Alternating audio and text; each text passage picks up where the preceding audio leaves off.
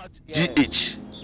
Many have come and many have gone, but you are a great Kankamuka ability, worth being beheld by every optical nerves. That saith the papacy. Keep watching Too Much GH, and you'll get the best of entertainment, the best of everything you want. My name is Ohima One. Keep watching Too Much GH.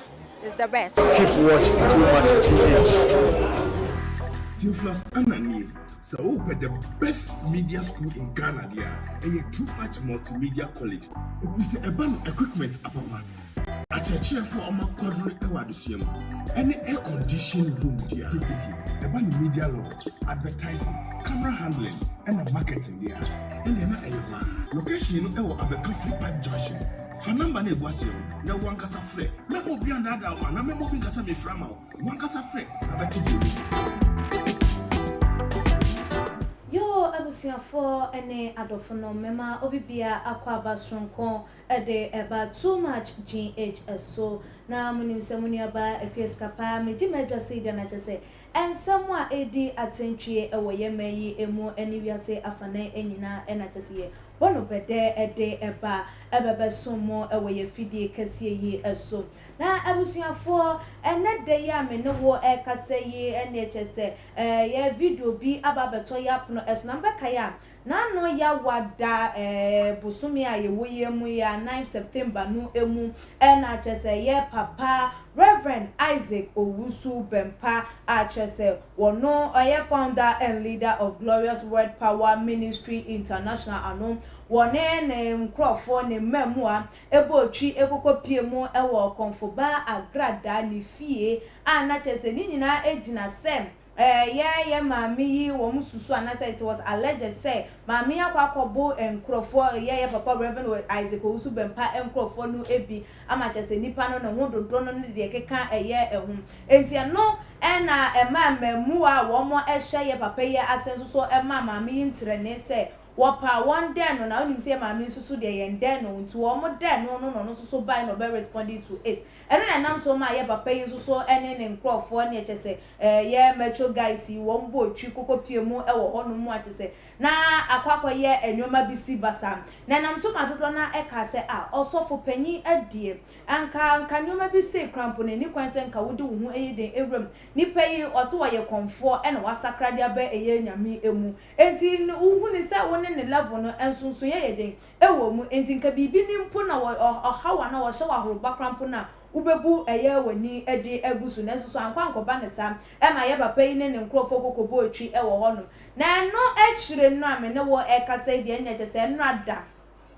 aposifo ebo otwi kokopie mu e wo ye papa yi na asore dem hono ma chese wo mo ekoye ekokoso ano ene ne mamu a eno na wo aposifo kokopie mu hono na busuafo ene anye fidi agrokra womo ebra police fo ni bi pan ni memu na bra police fo ni bi ma ye police statement a womo release ye na echema na chese womo crofo ye bo womo no ebinom respond to a treatment enkakra nanso so mante wa mienu bi a na chese womo eka ye papa Reverend Isaac Owusu Bempah enwo asan se womo na ekura tuo mu beka ya nkwala na ne nkwala ni bi kura tuo no womo kire mutane etuo no no ana license ne won kroniba womo de womo aka eye enwura na before womo beka enwura ba ko ye video na just wono so to just say o man Ghana ye womo no sa wo man we de wuku obi sa wukuta etuo ne ya license nkwande otumi ku obi free efa eye hu edi abra emre bia nyeden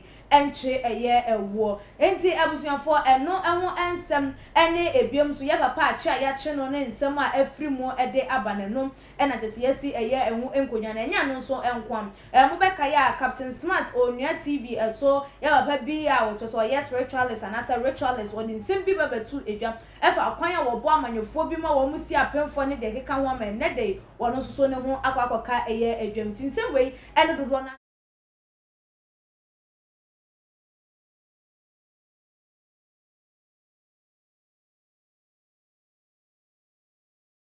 My share video branch say ya papa yi okopie mo e wo konfo background da ho ne statement odi to dwa ene bra ye kokokye no enso so awode ye de no kopie mo e wo police station so ni ebio ne mamu anu so no ntirani a wo mo boy wo mo kire se wo man yi mo kire se emre ni hanuma na se wuku obi emre bia ni ha bedi wo no ye nkonko hwe embra ne ye ba me de mabedwafo no aba beso mo se ne se na efata.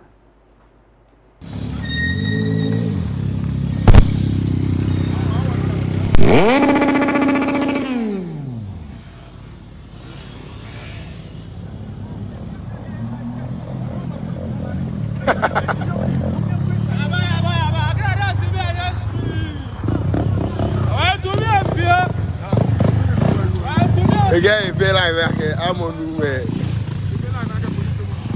If a cat.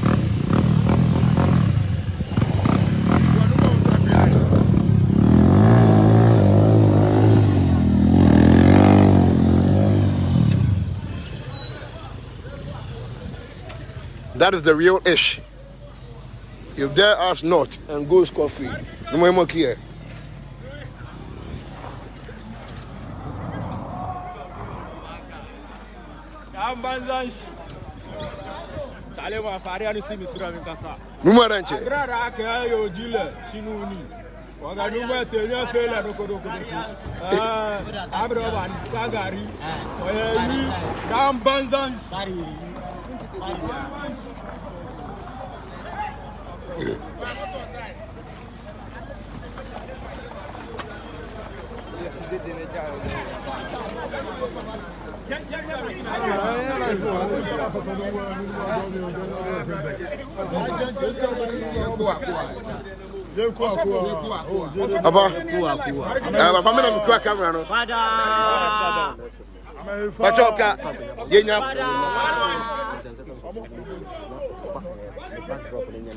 Okay.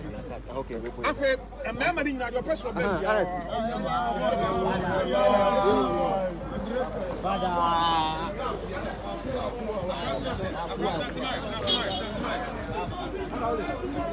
Which one you going? Let's see. Okay. Let's see.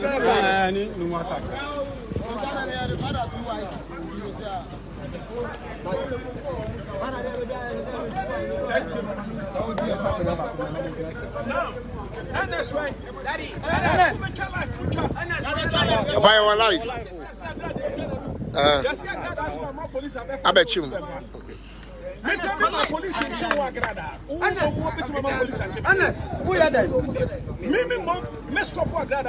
That's right.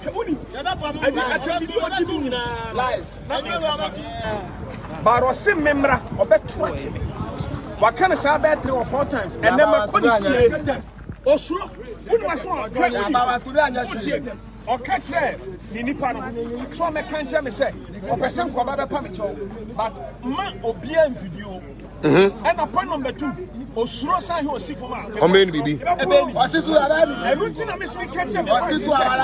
Memo bien video. And I'm saying, I said, Matisse, I cried there. Say, one police are back me.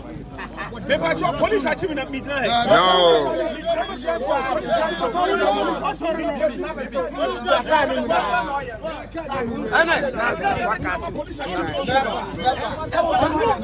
On no agree that one could fight your secret. On no agree that.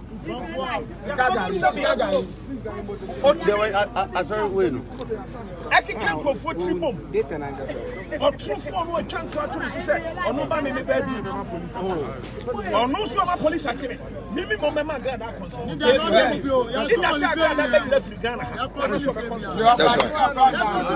That's right. Me say, I glad I can't I miss Sudan and Yamia. But my mom was a switch out. Mama glad I get a Ghana. That's right. I'm glad I got me for Pio Bέgs Owusu Bempah a suspect. That's right. Yes, sir. Now they go for her. I'm glad I go for my channel. Almost salute to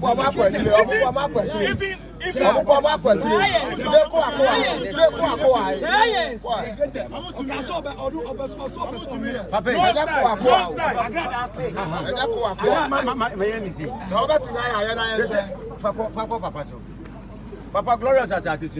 Yeah. Baba. Thank you. You be here. Wako. About your wako agrada. Baba, get now customer. Agrada say. Ọbẹ mmiri mi osu bẹ yam. Ọbẹ yam mi. Ọbẹ tó akyẹw. Ọbẹ tó akyẹw. Eti mi sumi sẹ. Ayi agrada òun nso etu power. Eti mi mẹkọ na ọmmiri mi na ọnyam mi na ọtún jẹ mi so. Because mi pẹsẹ mi experience agrada wọ́n tó akyẹw. Ẹni ihu bi dẹ̀tí náà pẹsẹ mi hwẹ. Mi kọ ayé soso na Ogo ye. No obi. Mi kọ ayé agrada ahyẹ fie. Anna, me say Oyoba on Simra. So say Obetua. Soldier. And the boys in double A, double A back the match. And I'm in Kona back home.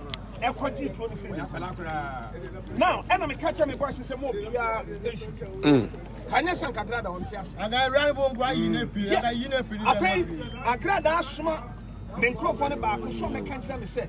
Opeso sifo na konem beka sa no pa me chon na bibia dembo osro said ya me voice no oguti no osifo ma me voice na be and I said me be no bo no patrol pa me chon yanya no fire and I got that fear police SCC police it's me on police for the buy and no say oh papa e dey asem and I check asem no you know police me check asem say police for no so commander me say opeso okuni and I say agrada no and also commander the frame eti Ghana for any mo police am jina agrada edi matemtem eti agrada ni ni kan enko police for no what you say me metis agrada police for na kofa na me ankasa me nanti akọ because some police ever chime there. That's my father. That's my father.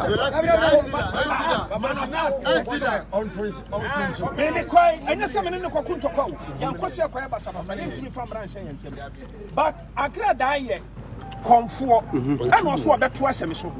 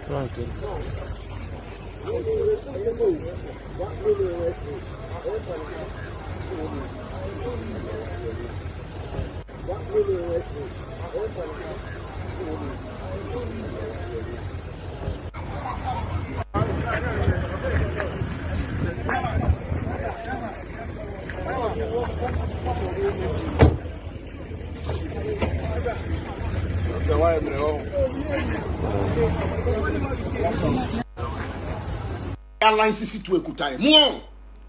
Some question na mo de ti Ghana ha no hwe. Agrada, enough is Gabriel now Sawunama. Pepe Piara, Agrada wouldn't be careful. Sawunama. Pepe Piara, Agrada wouldn't be careful. Agrada Sawan Chao, Mitoyanko Sawunama. Pepe Piara, Agrada wouldn't be careful. So boys, what line? Okay, Mitoyanko, what line? Agrada, what line? I line sisi to ekutai. Mo. Some question na mo de tigana hana. Shit. Agrada. Enough is Gabriel na Owusu Bempah. Me say Agrada. Enough is enough. 24 hours. 24 hours From now kosi otra pa. Agrada mi tonya ko pon so otra timi konteni e. Ghana timi konteni e. Mi tonya ko pon. No police. So see any to me wa Ghana. No police, no soldier. Pemupia no be from Ghana. Mi tonya ko pon. Ye you me see Agrada 24 hours. 24 hours. We are now the Langard F4 ball on some for here. But Langard, but Amfi Kalangard. One line, Agrada, Amfi Kalangard.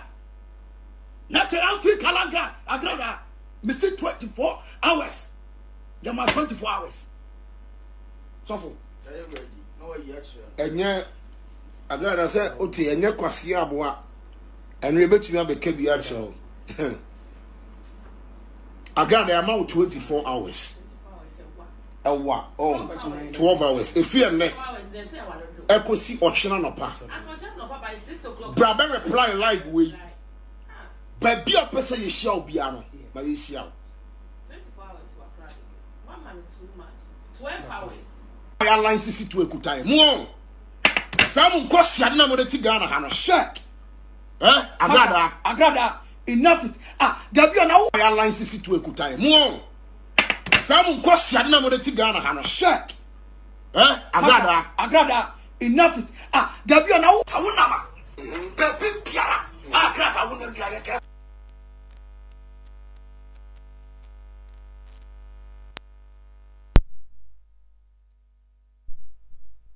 Share and some no said ye see efa etie eno no achese say die ye papa Reverend Owusu Bempah an aposifo ensa aso eye nimu ememu amienu wo mo ka no ho wo mo chese wo mo bontre ne na die abusuafo wo mo de wo mo ho aka eye enwura enisa na ensam no de dodo na apie ede afri emu ede aba sofo binum krampo ede wo ma no ato eye emu na abusuafo ye bebo ede era ensam no mu no na mekai mo se ye mpanifo e wa ha no ma chese ye no wo mo na eba ba twetwe eye enkomo eye prophet Bernard Esiam oda asafoni din ede Holy Ghost and Fire Prayer Ministry ano ena ebiemu nsusu no Empress Ann womo ene de nkofo amene womo ebetwetwe nkomo de afa ensem ntima mekwan na yema womo akwaba sonko embra ye fide so Empress mu akwaba bibia bokodi ene de onsa ha o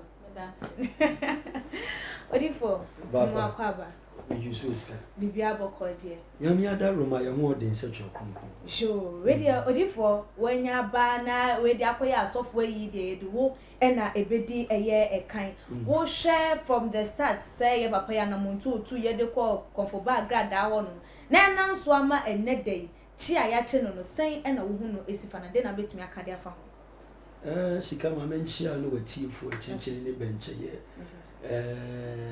this thing ye wom as a man of God no enye adie bi sa keke so ati ase and as our ground is not meant for the playing minds and now we play games unse and now me church the requirement of a true man of God na me church how we behave, how we even talk, how we even react to one another and the mindset amanfo bibiri hone the attitude they was your portray and the man amanfo bi so as a man of God they say ultimately depicted this act and I say this lifestyle what you say and this rebellious act in the community and as in the public edify as a man of God and akwa bibi ti say enenu obi so a man of God obi obeso bi esika also a man of God now a dear requirement of a man of God and what are the qualities of a man of God Bible say our God is not an author of confusion, but a prince of peace. Our God is not an author of confusion, but a prince of peace. It is a nyami difo, nyami akwa, nyami boni, nyami disi ubegina a public gathering. Now one o macho men o langas, anansa o body gas. E de call confufie, eko ye chaos, eko kosu mayhem, eko kosu disaster. And a man of your caliber is supposed to know what is wrong and what is right. So what you say, what is dark and what is light.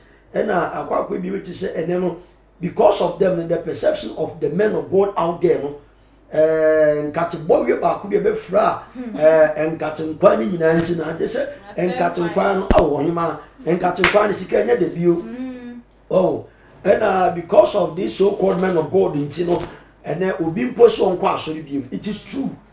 It is true now. Or software to me at depicts our actually or software the Bible says was one who crane dear who nyansa senka who discernment spirit. So what you say Bible so King Malachi chapter 2 verse 8 to 9 Bible says or software be a general him to send a buffalo or the name some cronko a form the man and ma and this or software corne me fan say comfort grada or your church member about what you say. O church member na one ne kokko yes actively anasa one ne koye tomamento ekototo yampia kototo nsamfun bi e de mane mo ho then you put yourself in a position whereby you are not a man of God, but you are a rebellious man of God, a confusing man of God, and like me who say mechanic me say wo atuate akoma oh Bible say mfa bone nche mprenso ahodo nso but you descend yourself so low to stand against this a disaster woman called Agrada. Now a shame to the community and also to the Christianity home as large. Because of women, you know, the men of God are here back. Already a peja area bank on so. Yet them crash they will even see on the that level. Well, or software don't want my politics or software. Just who did the ministers in penny for them because of your fraud prophets. So what you say? And you know, a shame, a new war, demand now sorry, demand the body of Christ, and I demand the Ghana Christianity as a whole. Now, the free a strong banner the prophecy for 2021 may train a couple 2 months. I mean, young ding pan with Yatuga. Oh, but could be a eba in super taught to some muja. In show a bet to some muja ego mind garden in our show. Now, a bear mobo, na Nyamia Aduma, I feel many men of God would die. Many men of God would die. Answer me, 2022, many men of God would die. And there will be a lot of mayhem. A the body of Christ. Because the body of Christ are Christianity as Ghana as a whole, and say, a Christian man. Into where the act where the number respect, papa, and me boom. Our prime mission because of baby and pempen so what drew which a man penny for the ministers, the men are almost society, one more DBA, one more dignity. But what showing himself, sir, he is not a man of God. Well, proving himself says he is not a man of God. Not a man of God. Yo, Empress. That's him, ma. O share ya papa ya. Chi omochi no mudi se wo mochi na. Me da se mi nua ba na me chia too much ahwefo nyina. Amochi so. Me nua ba no kra ni nyame anim se etwasa ye chi no. Okay. Wo yen Ghana mremu no untimi mfiri fie enko bi fie. Emfa saa dade ne awudi niema no emfa nko. Ana okon so kra nya no nko ana koyo. Ni padudu a edi na chi a omokoye no. Sankrofo ni nyina mra no ma ho kwan se ye chi o. Even though say agrada na ye video na wa frɛ wo se bra kra na e was say o ma wani da ho aside asofudie na odi no e was o ma nani e da ho no hu se Ghana ha ne ye de mra na ye adwuma even though yeti ha no timi kasa free rights mra na ma ye kwan se yetimi kasa yetimi ye ne e pe free but untimi nya ne ma bi entra enmro so obi ti ni fie se nipa no na akobo so wa ye den no se bra bebo me na wo so wakọ sebi owu yo difo e wo se adwen ne ya dwuma kakra o se bra ma bia mi gate ato ho entu dia bra wo no boys ne mra na wo so esan se adwen no eya kakakra nti no na wo dimnika na the boys ko na wo kire se o na wo de wo ho o na ya maga na sebi Yesu Kristo na wo di na chi na wo preach kire yen no se yen hwa ne yen sua no de me no wo de kire yen Jesus no ba wiase mu ha no trokoko na nkire se omo anom di na chi no no ye body guys so no mu kretuo no mu kra second da bi omo di na chi sua na nantie okọ abotan kwando no sofu mu no wa fa guys na wo gina ho na ye video se bra na boys we kan we na we ya kan we sebi o dia me ne de kire asa sofu na nkasa kra wagum ho fi se ne da di kan what is send solo bible ne ka se dua na ba no be ma ye hu dua kro enti no aba no ne de we he eni ye na wo ye de a kire no enti we kra ma ye hu the kind of person na we ye so nyame ma na wo tetiom anasa wo tete criminals wo tete criminals anasa wo ye den esansa owo power otimi kasa okasa ma MPP okasa onyaba no panifo mu odi na chinti no what take so advantage of it otimi ye bibia ope say hwa so dem mo koy na Ghana police aba na ye ba arrest one now boys e descend ebu police for in fact I was so for them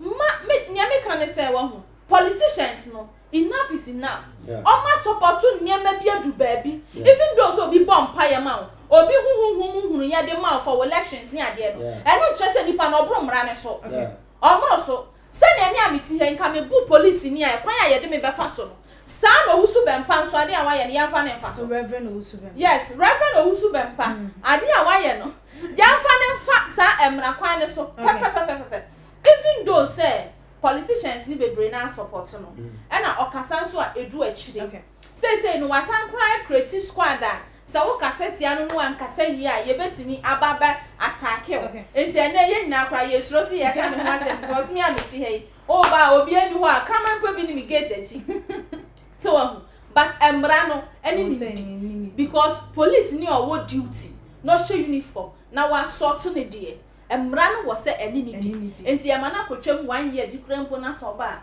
ebe ye sua de ama sofo na omo so aka na omo ba na nyame nsa wo so wotimi ye adwuma na nso ma take advantages of it ye nyina ye ti ha na agrada ese wa sakra e no kopie mu Reverend Owusu Bempah sorry e kwa ye Thanksgiving enti mi anim se o ma ye adofo ano no na fe de e kwa ba se enti which means say o mo deceive ye na se wo ye den so ho enti ama in fact a different that be wa he what try and bibi ye hwe bibi sua wo na won hwe se so enema na ye hwe sua no eye adepa na aside se ne wo ye bia benya ho akontabuo da chi bi no ne odi wachi ba no so wan kire na mo papa mo antusu a eno so no bese ebu ho akonta empress ye beda eye wase odi for se wakoye nyame nipa posi ni itimi de abanka ba bebegu eye wonsa edu wokọ ye wo mo akache no won sunsanso bi wo wo so na se wo nyame dwuma no eso ana ye ba ne honhom famu sikam se okay kan Psalm 142 verse 7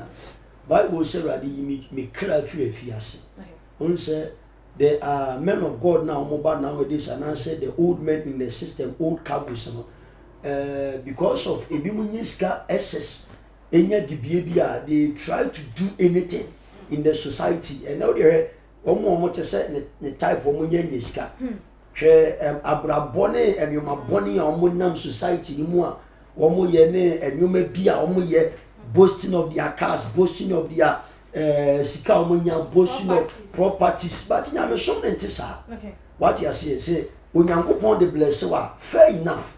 But you don't just go out to do the wuye. And I want to say, within the realms, there was spiritual prisons. Sika, me katamania, I saw from down prisons, and ye is a one say, unashi nyame sofo, unashi nyame difo, and a radeno or the rules and regulations, the woman and sofo in the difo. And it's all by you and him so in nyame sofo or difo na. Shall requirement of a radiation for the deep for the then you began to wrestle with Lucifer. Any of the 7 grand prince of Lucifer. Lucifer tia kunyo mo twa ne ho ahia wo ye demons so mutiri mo den they will wrestle against you so to be defeated wo afraid about the 1/3 of the demons wo ye fallen angels wo mo be ko I was so to be defeated wo nyina e dey na defeat fio you are the spirit of anger the spirit of pride the spirit of perseverance you are the spirit of arrogance enti adifo na omo ba tete no menka de ka mesere rade se omo yem fa tete atempon kwan no so na yentimi nante se de tete adifo no ye no ena no ti Ghana na o ka no kura no unse ena no Ghana yem pa no kura kanche no o ka ne kwan kusi ba bia but o twa tro de a ebeko baby what ya say sika ari ya nsu ya not there for atro twa de rade aka ne beka opa debate opa di nwachiriye opa kona bra oba beto se de rade aka ni odi for de nti mi ntwa no de nti ameme busa se wo hunhum nsunsanso wo ye papa yi so ene se ye no wa ye interviews do na wa ma ya wa kire yi mu se so for de eni kwan se wo chi obi ko to prison so for de eni kwan se wo do obi ekọ eya asindibia ne de ka ho enti se so for ntimi mfa obi nko na this time around so for na mu ne de na kwa eno na me pese me hu no se so for me ni right se me do obi ekọ etia eye ye ncheche but this time around de me mu na no nye se obi me na do obi ko me na ya baba be family na nu nti no e ma me na pon ne be bie eno nti na like ma me nya me djuma na me ye etosia na eno na me pese ye hu sika se ye chi osofo a Bible say erade ne di asofo asemaye okay enti say osofo na police voting be che wani munyam no atofom you will never rise again odi amombo ene date you will never rise again ena ba bia ye chi wa kwakoto no so no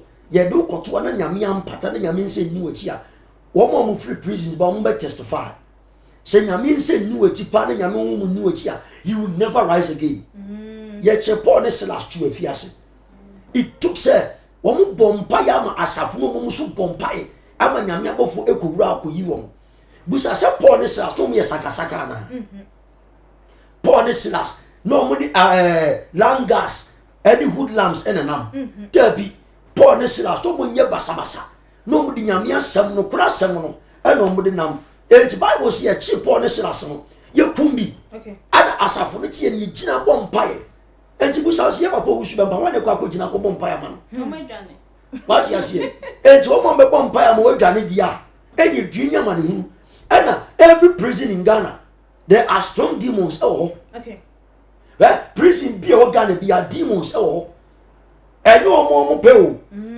and o ma ye o won say behind any sin ya no there is a strong demon behind any sin enti ne radika say be ya twu hu bone o what you say osofo dem wani na ho say abo ho so what you say ma wadwum so enti enti say wo de awade abai just enchire nimdie enchire nyansa enchire just egu Kristo so be nyuma say 100%. Wow, Malachi chapter that's Micah chapter 3 verse 1 to 12 okenka we nyina ho wow osofo ebi mu atentene ne ebi mu gisika ekire edifo de ebi mu gisika senkom lawyers ne judges wo mo ji ademudie eni nsem bebre zikwati ase enti se osofo ye tibi police bi dia bank ba be gunsa then you are working towards say what do you call sayim na nyame ampata you never rise up okay what you say I say betime na just say o ma ye hunu say betime nyansusu so wo ye papa so to the extent totally ontimi ansori biem say wantimi ama ne mpai bom anya den sika me simu mbo ne date totally and yesire MPP fo so mpanimfo we de munyim hu mfirim na MPP mpanimfo so mu duabo any NDC mpanimfo mu duabo and this one ne prophet MPP one prophet when ye ba betu abayi sa difo yi nyame apata nkanto kwasi Ghana NDC prophet diaba MPP won be lusu NDC be wini 52.9%. MPP for so do am by 51 point buy o ma o ma hu sa COVID ba nti ento guarantee wo Empress me ba eya wo so no o hwe say eya IGP aye yi na ede aba ne modern bone na ho keka wodi eye na dwuma then I bet me I can't afa a kwan or monam so because you won't perform my videos ever and me say but all that time no na you were IGP I want to so na so ye hunu say through this and I say obi bo obi ntrene ne ye nam so ma yakwa kwachi nipa no enti wo hwe ye papa na monto 2 year then I bet me I can't afa ehun me nuaba ya papa dampare why ya de papa ne bo adwuma nkasa so far papa no ba ye nche yo enso no adwuma papa ne aye no kire say in fact o deserve sa position okay bebre na ya na ye didibia ma obi ana ekame akoye se nipa na ye di postman okra na ye nua ho but papa we die wa kire se ampa ya kire ne ntetiye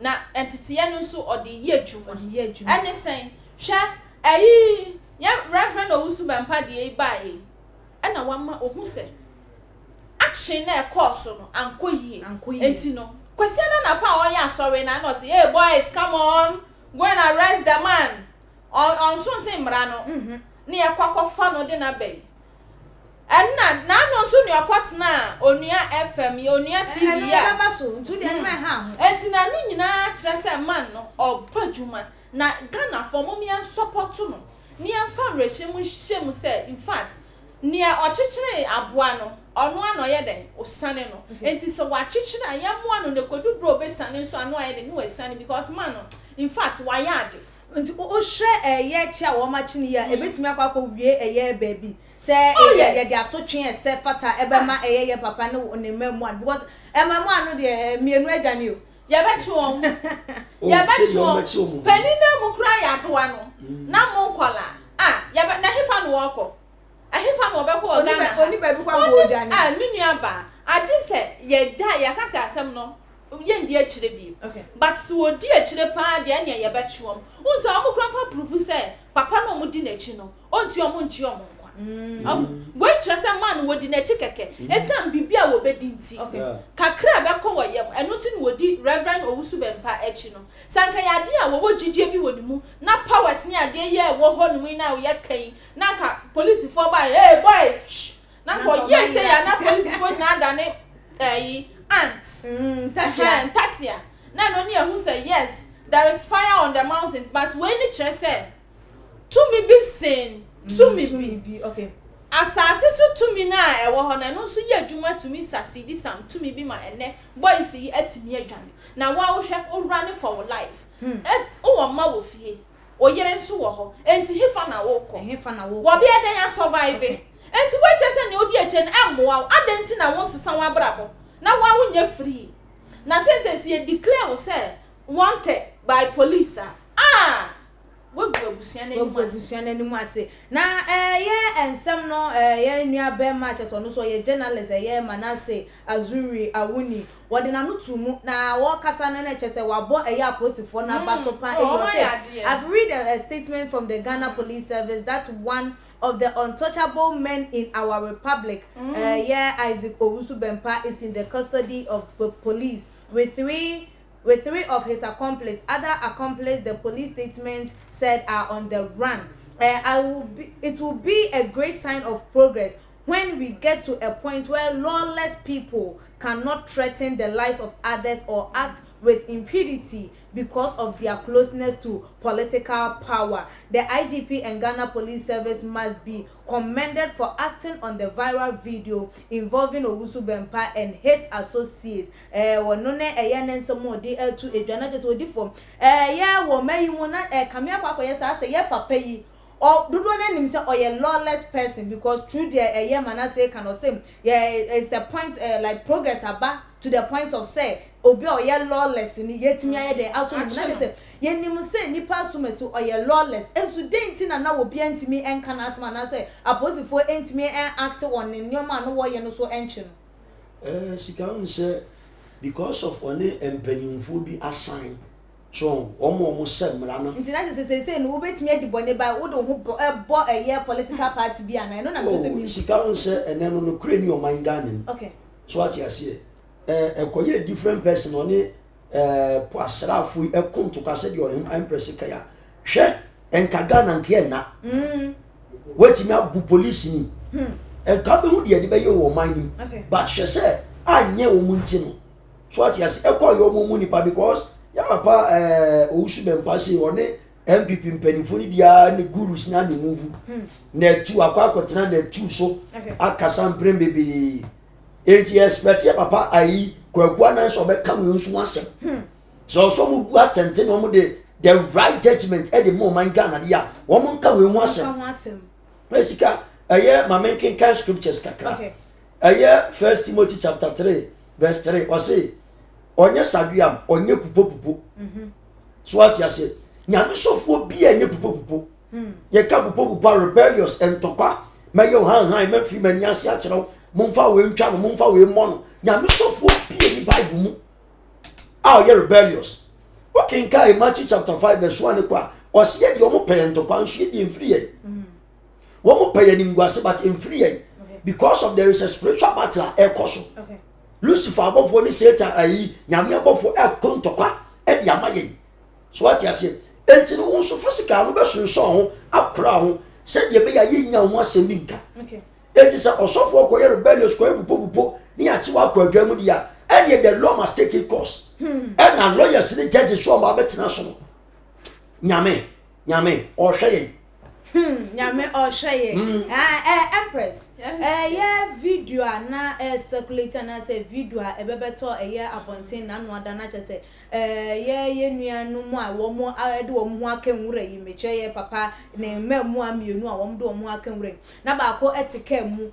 a chese wo kire se an wo man Ghana ye wo mu no de emre bia eni hanu ma chese ebetimi achi obi se anaze ne se ebetimi no obi adi se nipa ne ekokoku eye obi a the fact is say wo no license ni to nkwa de na just obetimi akun obi amra bia ne wo no mu a ebetimi aye de adi no asem a wo kan ye ne nsem a wo de atudwe no eno na pese ehun sem and because of say obetimi license etuo wo man mu anu to obetimi de adi ewu ana na ye nyina yenkonko license bi ne ye fa ni ewu menua license of gun no betimi aye but eno nchese fakodi ewu eye for self defense okay sa ebia wo fie na bebia area na wo mu an robbers ni ade etimi ba ahu sa awudie bi ba wo so a na wo de defend no eno nchese fakokunkun grofo na ni statement na otika no mo make yes emra bi eni Ghana ha se wudi ewu a yentimi yanchiwo emra wo Ghana ha so tukukun obi a wakunipa ni free emra bi ni free emra wa ha na je se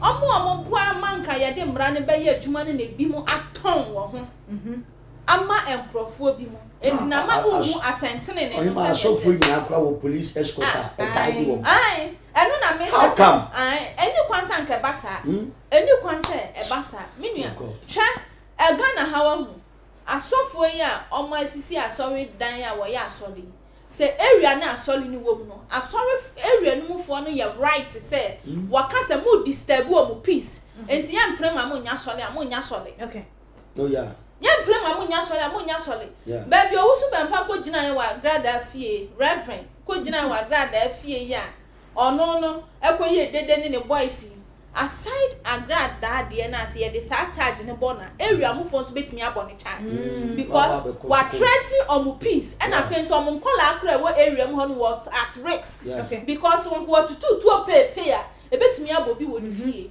abra on ka ho bi but emra no eya na kodu baby ase na daddy kan no unza unimobi I know somebody enunti no obefre no be ho anu wafre this person is my person allow him to go ni release no ko mini panie munya no ya me wo fase munya no enu na ha ya dwen na ma ye hu se emra no eye adwuma na menua se emra twe wo a obeka se emra ni Ghana mu ha emra chiwa na abeto kakanka emra na ye adwuma papa enchi ni nti no se so odwane na ye chi na eya na asem of na eya na ye mo wait me dey eya phone na si wanim aye record na kasa se an who be o film na dey nti na post for na be chi dia wudwane ne papa na ya chi ne ko no se ya chi ne papa na ye be ja no e mo no so be ye free I won't be shocked say papa na na ka tell mo friend say munwane ni ya mfa me nko na me de me ameka wo mo ho deda nti ya de me kwa amesi aba okay onto no baba no na sa case no omo de ya close no na be mu ana sia ba be guide ni kukukuku na ya na se wuwu na wo dada kam a no ama you V8 ne body guys for ayo say edi tuo edi wachi ya twunya na odifo ye papa salifo amwako archbishop wode na no bebeto nsem no mu ka se ane che se ye reverend Owusu Bempah o ma ne nkwada no jeje no anase o ne nkwala no na che se wo mu piepie na tikọ ede kokoto wo hom che se asema bishop kan ye papa mu ni ya na tikọ kum se ai wo no anka wo se nka wo memeka bi mfama no onunu mom eka onunu mom eka che ne san ne nkwada na epiepia ye ne tikọ na adewosa asema papa yi kan ye che se wo ka se wo se nka archbishop o meme support no obi sofo o ya ade enye na wo yonko sofo hu na wo tia wo na so ma wo hu se noma ekoso no entwe yi na wo nkwada na de wo to nsem we nyina emu enu nti beya ebianka wo kani ne seche we se de beyanka benya wo nkwada na kasa kire na beye se de beya wo hu ngongo ka adwam de archbishop kan yi amfunso bi den wo hu me meka se unse enen asofo no matera apeto so ati ase ena o matera so betunifo so ati ase because of the biani position bi a wonti no o matera sa position ni se wo be advice what you say anaso betunifo anaso betia ne naso nanka a man of God dey sa ne yeni suban we nyina free sika anaso abrabofun we efiri mfa unse because eneno ye chara meka nyina ne se unso munyanya ahode ni wie enya position yawe enye because of the congregation nti enye se akra no ndo mo koya biri nti o won asofo ne edifo le kakra bi ena akra na mo wo ma so no mo do mo koya na se wo mo panyame mu tira bia pa e dia mo but enye for their own selfish reasons so what you say na e be serve as a lesson of what ye who to say Ghana police omo sorry you Ghana police se papa di tie mi omo sorry osofo otuo dia ene so osofo bia wo se otuo because osofo bi ntimi motuo na osofo bi ni tuo so what you say enti no mo set a good example and for the Christian council and also the Christian country that we are in osofo no gina nyame altar so a o church o tuo na kache just when you buy infa sika san you ma when you free infa the buy we infa nya tro say also osofo nya tu osofo nya double buy now I blame the Ghana police you blame obi out we blame the Ghana police osofo kutatuo Bible say ye tuo nyina Bible say osofo no de no kura e na ti o mani mu a ya kodye nyina no tro konkon Bible no so what you say and so osofo ni sa nkofo emuvu ekutatuo kuta ammunitions because of a single lady here then we are jokers Ghana police so ma feli Ghana and mobo empanifo bi wo honorable ajimamenu honorable ajimamenu ministries ohun mani mu a ebe shoke no e no tikwa se me kasa do be shoke no me ni panifo bebre asiesia so what you say but when here it is an uncall for it is honorable abetabon abongo honorable abetabon of NDC regime ohwebani mu a obe say yes these are prophets but enka also body okukutatuo akwa rebellious and as vicinity ni kwan so akọ ye no kwan etia so what you say etia Ghana police they should act maturely bi ba na mekuta double ba wo mu se wo mo nchene etia de ntina so for bi kutatuo na bi nsu kutatuo na that there is something fishy they are hiding and no man Ghana it will be am pan kore na church members say go aso for na so the mom due osofo nantia police escort di nanim abba Ghana police ma failure Ghana police osofo oba osofo kuta Bible police escort e guide no na nyame be judge mu nyina Bible we obi abewu but God Almighty will judge you all and a prophet Kofi Oduoka mo so kasa no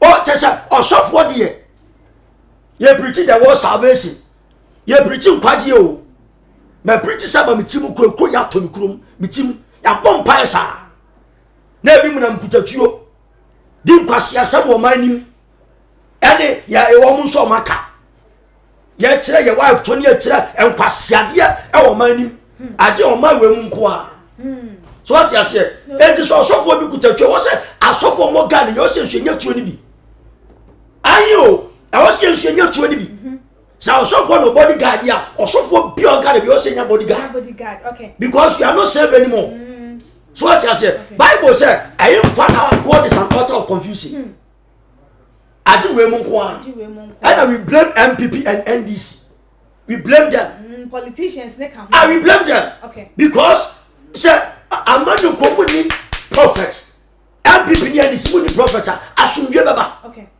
sabi mu ya mpanifo ya to aba mu ya mpanifo na we NDC prophet aba MPP prophet nyaba e kan say odi for me hu se we hit pan ya besai aba eye wo so na it's a shame yo ya ni ba buasi as a country we na ya nua no mo amanone o de la so mo ya kufu adu odu opa no mo pan say I want to disgrace when you free ba ya ni amakwan okay ya ni amakwan Ghana bra ye bring ya sofo no edimu ntintima 80% okay ena ma Ghana ye bre empenfo mo hwa no mu tu sa de na se okay asori bia be ko mo to ade bia mo mu sa asori eni nsori e be gu o me ibu di tie asori bia mo to ade o mu bia mo mu sa asori na nyame ma ni nsira mla ye so okay aba odi for ye beda eye wasi ebie na ebusuafo ansa na ye beto ayensem no eso no comment kakra aban mo ma me kwan na menkenkan emfa ema eye mo yes Star Blog TV or no the fire emoji ne ba ye same asamo so well done man of God wo ma wo yeah Vicky Kunedo say you people should stop fooling foolish people do on what Agada did okay Julius Joel Louise Ajen Edia Wade Eba was what is happening in Ghana. Oh my God, yes, Pastor, you are talking sense, Pam. And our Sansube was Sisika, you are looking good, thank you. Say God protect us all watching you live from Dubai. Unsunyami Inshaw. Na ebusian for ya twa and some no eso edia. Mobeka ya yet na say I just say ye day and sembi bebe to edja efa. Yenya bema bia na ni di bebeto edwa se Mr. Felix Felix just wo babonten no okotena onua TV wone Captain Smart ene kokotwetwen eye enkomo ewo ehonum na wokoye no wode ne nsem bi etudwa esem bre bi etwemo no se wasakra awo Kristo mu nemo bre bi na etwemo no na just wo ye eye spiritualist eba no humu nyoma dia no wodi eye emu akotempa eye na 2020 batuo nu emuo no obi aprim panini ne obi apri eye ni tumi seat obi apese wonje ni seat no MPB eye den eba eye na kache bebe kache ni se na wohia na no na nam so ma wo no so no wo hwehwe ahunhum fam no hunsem ekwan ye benam so ebeboa ma MP no akonwa na dibra wo se wonya no wotimi enya no nyina ne se wo mu ebesie opemfo ewo eye MP no efi honum sene ebe ya ni tumi ana ni dibre na wo hwehwe no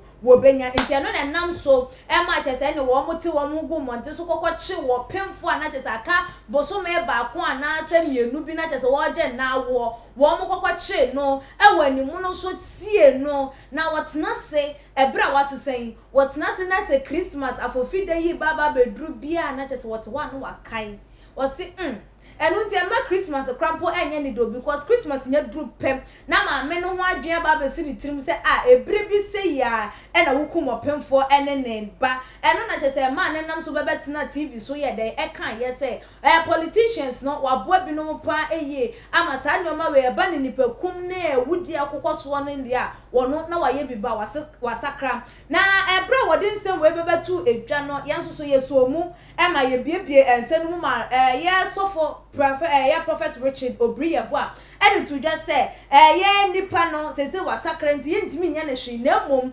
MP na wo yes ade kodie ne man no ene enkonkwoche na so busuafo me no wo kasa de abosifo adoa ye papa Felix ya say wo ye taxi driver yi wo mo adoa no na no na ye busa ese so na wo mo aso ni mu no ono nko a ene wo say ye nche no ana say wo mo mabo mu ni nyina no won link wo mo na wo mo susu ye nche wo mo ebi na say de mabedefo wa he de na say ye beboa ye wo mo na ye tie wo madwenche na Empress Where they are done one, I'm no church and ah, odi for yeah prophets, Eka say, yeah, Papa was sacra, one day, ya media channel on the any quasi a channel soon, our queen biasu no mum, yama, MP na send the politician now or boy no mum, and I just see soon. Say, so now ya soon more, no, I post for answer, I don't know. One I am from so and as I say no, one nam so now or no so met me at Papa, dear woman politician, no so one.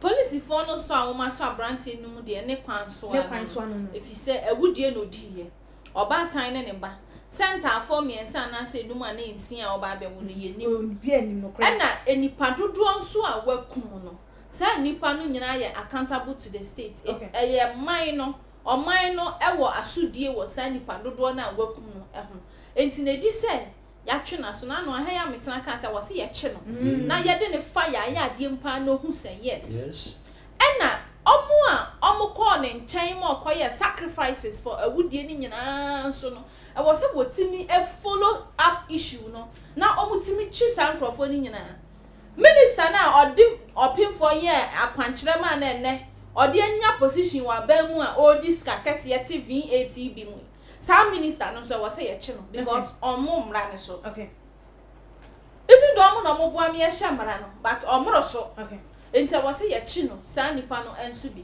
na ye be komu a me say ye papa taxi driver ne confession ye okọ confess ya enne ya nyame adum ya chi na obetua so aketie se o ka no kra so wasesa wasakra enti wasakra dia na wo so no kra bia otimi kan yes se wo fa Kristo no eye okra ne waje nkwa opam ka obone yes ne ye dia chew enti opam ka bone a wadi nyina omo ka ho a omo akone nchen emu asofo emu doctors emu teachers emu sakawafo ne ade onka ni nyina enya nwanwa se ye bekwa kotu se sofo bi asore dan ase ode pimfo ni bi akoshe ho ni yan chi sangrofo ni nyina because to me amenipa eje niema to me amenipa sayade to me amenipa diem e wo manya ye wo mi ene okunkura timi ku ne yire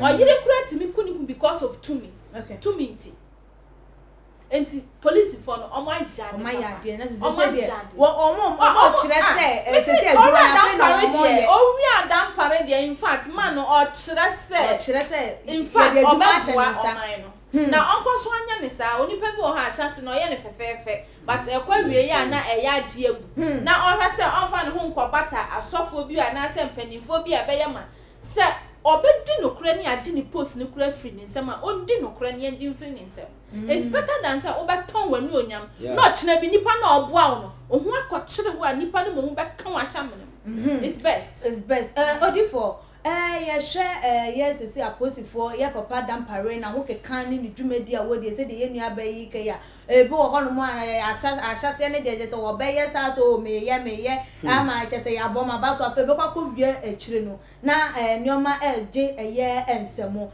na ye hwe ni in that way no na ye hwe ye papa yin so be confess ye se obi a wa fa Kristo kama wo wiase na odi bone na che se ni bone die mu obefa Kristo hu ni se wasakrinte wo se won ka bone a wodi won confess enti se ma confess adentina me bone a maye ne dada no mode ho asotwe be ma me na se ma befa Kristo oh sika Bible say ebi mu bone di o machi pefe di o mu kwa atemu okay so what you say tina ya me the scriptures enenam okay ebi mu bone di o machi pefe ebi mu nso e de nka wo ho what you say so Kristo said ye maame e kasa no say Kristo ni wo si wasachara dia and you be pay ma ka bone okay what you say what you accomplish wo no mu di bone nyina wo be pay mu aka and the police o ma so ni mu so mo ndire no wo mo tocha no killing opinfo nye yize o wo ku nipa menu at a time talking about akola no say efuruma onya bone da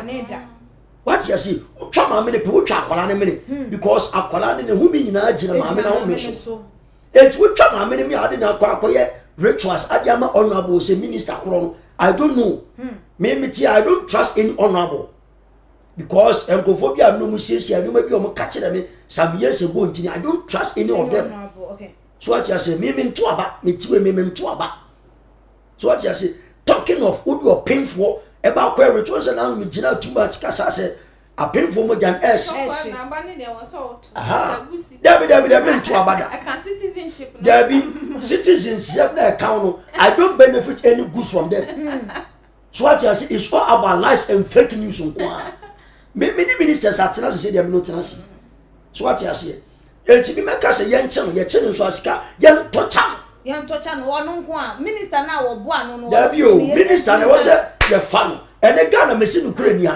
Minister, I never call Rebecca so name baby. What yes, Rebecca so your mad and Rebecca say for psychiatry. Or to two from the shell home. And baby out to a young couture. Okay. I saw for baby can I deal with. So what yes, I deal with. Omani, we are not safe anymore. Because Obian seek spiritual protection from Alpha. Okay. On its own. And I say pedophobia or sin. Now on Jim Fama because now anything is dicey. Be bit miss at any time. What yes, any Bobby Paso Mekua. Only idea be as or being so by Babu Kun and also Baba Mount. Yeah. Obetim no Baba Transit the TSA. Bet you when you sama Baba down or bet to us also. And when I went in now also. So what you say, we are in an era. To see a Ghana, and you can fight for yourself, but fighting for another person here, and you so dangerous. Well, and going to the extent, only part who mobile. Ye or pim for origin now. A bimukra was a dean so beba. Sika a 50-50.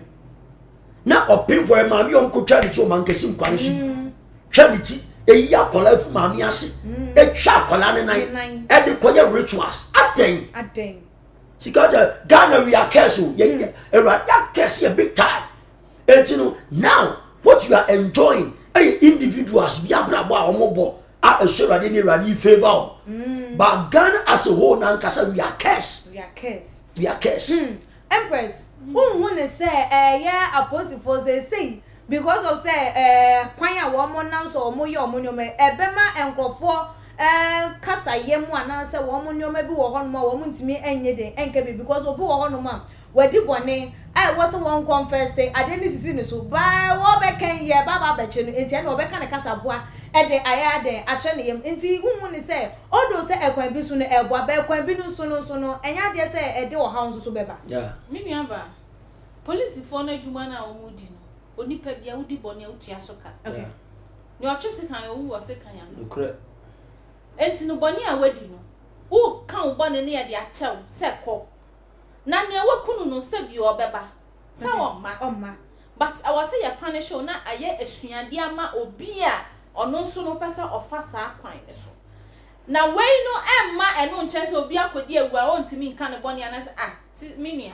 se awni pass sada no me sasa me be kan yo ma me ye bia me o se ene se kan ni especially woman ene se kan so fon ke ye be chi bi because obi wo ho no be so do se me ye rascal na me ye say me repun grofo bi ni wo be kan nyina ene nyame afa me enti ono nso so fon o be pem kan ne sana eno nso so ne be ka suppose fon kwankwa chi na na hwe boni bi wo ho na se when nya so punishment and one kasa woda okay ohunto obra papa until say ya punish you na say when ya so akatia and son na why you free okay enti no hwe menua hwe asofo a wode body guys ni ade guide o mo be bisa ho say wo guide o mo free there yeah dear ben particular na san crofo edwuma ben ni wodidi ma wo yeah because tron me at say enkan no sofo kra de no niska o omo no mo niska and asofo nso no ye obi oye kasamafo ma omo a omo ni bi okay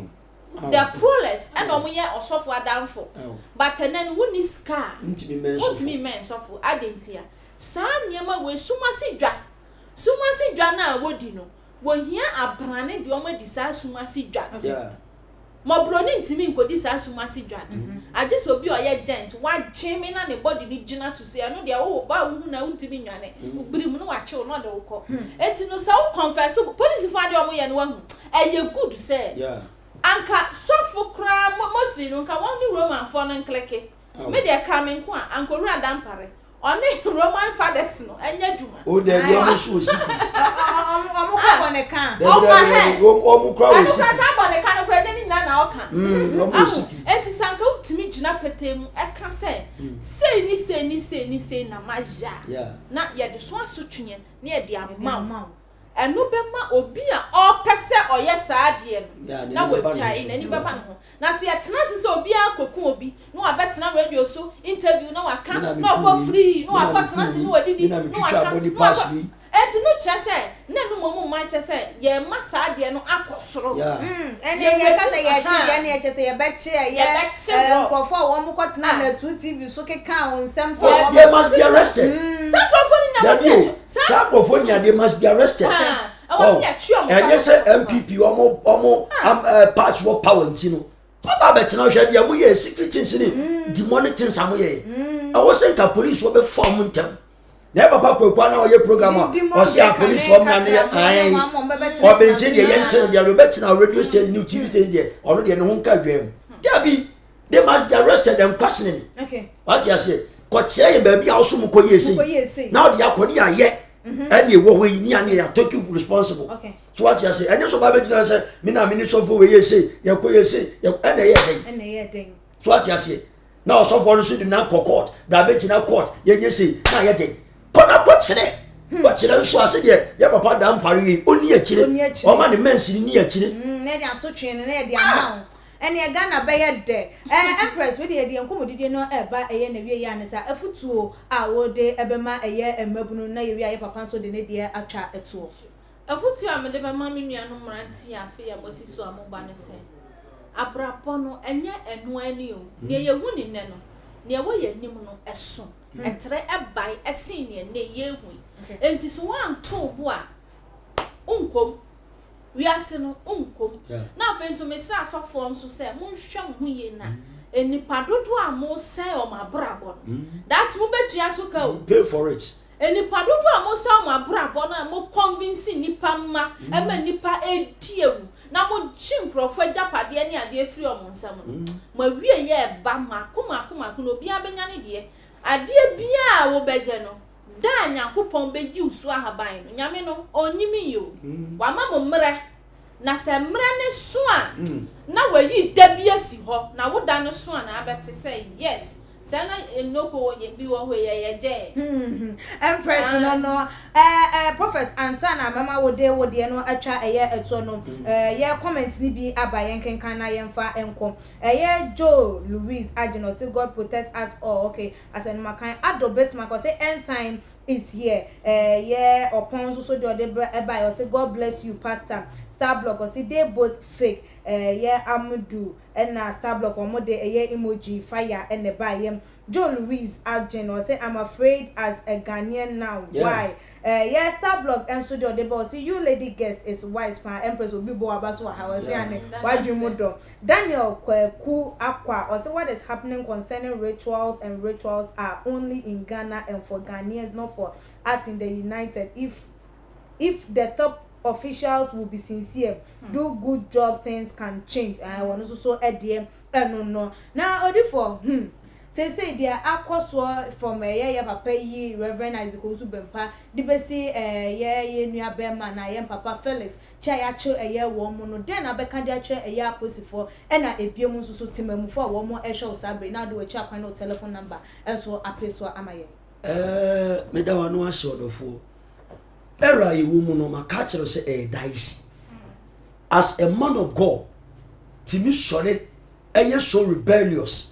As a man of God, etimi sore ayesa nyuma we nyina na then are we portraying onyame sofo bi anye sakasaka onyame sofo bi anye popo say the first Timothy chapter 3 verse number 3 kan mesrew mu hunu nyame asofo kan en Lucifer asofo ne nso amodi enipa eye ritual nyame betua mo ka enanu mi gina too much time nyame obetua mu nyina mo ka mako amen mua mudi apemfo moja and ye rituals bra papa difo abe de difo efege sofo ye efege apostle nyame betua mu nyina ka mako odi bansi da to asere What the kawasha wonsa.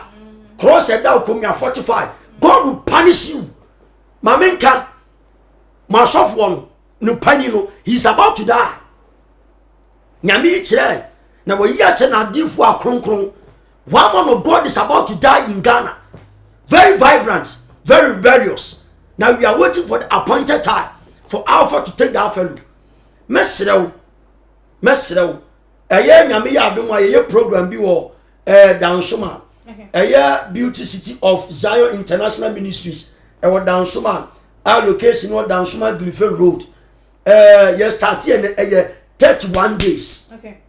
Pie body appointed. Ano be ye den. Yemrem wo na yen tango nyoma. Yem ye intasem so. Mame ntia Service of Glory Bible Chapel International. Owo Kaswa CP Johnson. American Road. Mama mechia o prophetess Malidia. Afen so o person me twetwe nkoma ha. Wo de mame kan kire obi aye wade bi on. O be se gina nyame tumi mu. Ni ensu anyima ne mawa enkasa bibiri. O de afram ye nim komo mimbosti o. Da ko me the Bible bi beba ha ho. Bible a echi bayi. Bible a ewofia no demon can fly.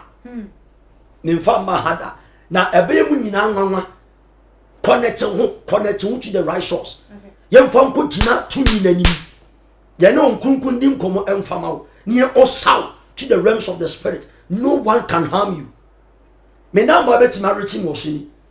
Ye wo abeka old eleganza house. Nyame ya aduma o kina yesia e de mpaya no odin e de yesia mi wie pe back to Holy Ghost temple. Ye ko fortify ye ho akowuram e amanfo busa akowuram. Obeti ma frame mo number we so 0249 631876 0249 631876 and I said 020 3851633 020 3851633 Mr. You will soon be as connect on near my bambo and dice also manuato baba. Yo odi for ye beda eye wasi ebebre na ebusuan for ai aha ena ebre ebe maye kwan amaye de ye nkomo twetwe no asie nyame hira mo amunya ebre agi edwa ehwe yen ene mo comment amode eba ebebesun yesusu no ye ni esopa eye ye ma ye ni ena wo because de odi for kan wo bebra ye wo mo no enye ebrepa na enu nti no ene da edikan a wo subscribe ya na sa wo share ye channel ya subscribe to your channel no mia notification bell no esom se ne be nya upload video bia no onsusu wetimi enya notification ewo wo phone or laptop and answer with tablet esom obetimi nsusu afollow ye ewo all the social media platforms so ye IG page, your Twitter page so @too_much_gh _Facebook and so @too_much_gh na enchakese enko ema me cameraman me editor enemy engineer nyame enhwamo ewo mo so mo a mo ye ede eboa ye ma ye dwumedie no etimi ekọ eso media ene ekua sikapa dasene ye besan edi ehia ebi makram.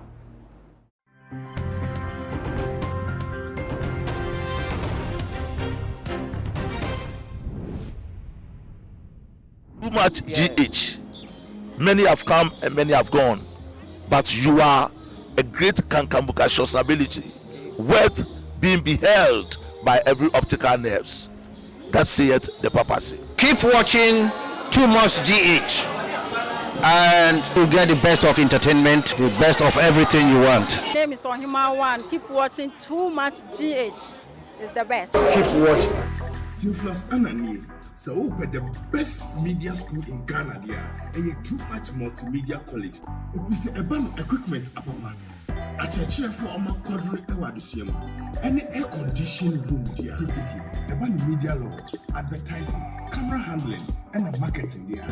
And then location ewo abeka free park junction. Fanamba ne boasio, na wankasa frɛ. Na obi anada wa na me mo bi kasa me frama. Wankasa frɛ, abati